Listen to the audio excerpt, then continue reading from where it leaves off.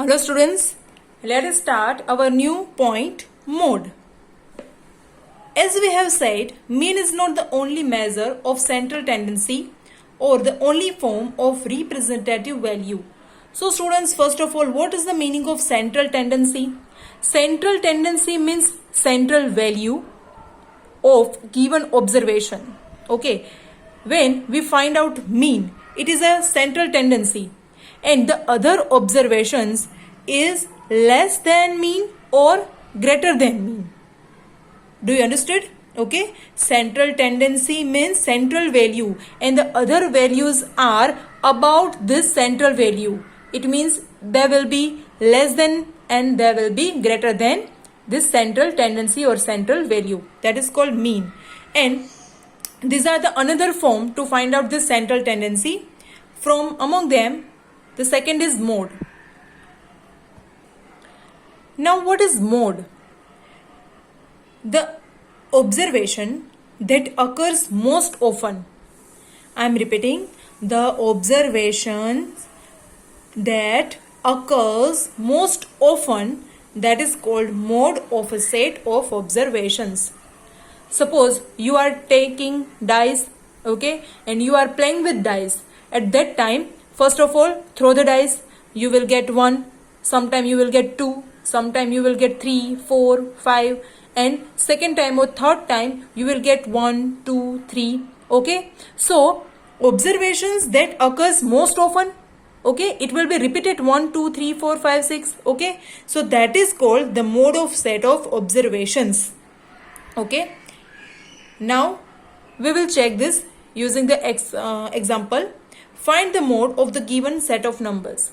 So it is a set of number 1, 1, 2, 4, 3, 2, 1, 2, 2, 4, right? Now first of all, arranging the numbers with the same values together. It means you have to arrange the given numbers in ascending order. Okay, so first of all, smallest number is 1 and 1 is repeating 1, 2 and 3 times. So write down 3 times 1, 1, 1, 1. Then 2, 1, 2, 3, 4. 4 times 2, 1 times 3 and 2 times 4. Now what will be the mode? Mode of this data is 2 because it occurs more frequently than other observations. Okay, so it is so easy. Okay, the observation which repeats more, okay, it will be the answer. Now next point is mode of large data. So students, it is a small data. Now when we got large data, at that time how will you find that mode? Let us know it. Look at the example. It is large data, right? So to make it very easy, we will make this type of tabular form. Margin of victory, tally marks and number of matches. Now we will represent this information, this data in tabular form and we will get the answer. Okay. Now look at here. 1. So put tally mark here 1. 3. In the line of 3, put tally mark 1. Then 2. Put tally mark 2. Okay. In 1 by 1, you will put 1 by 1 tally mark.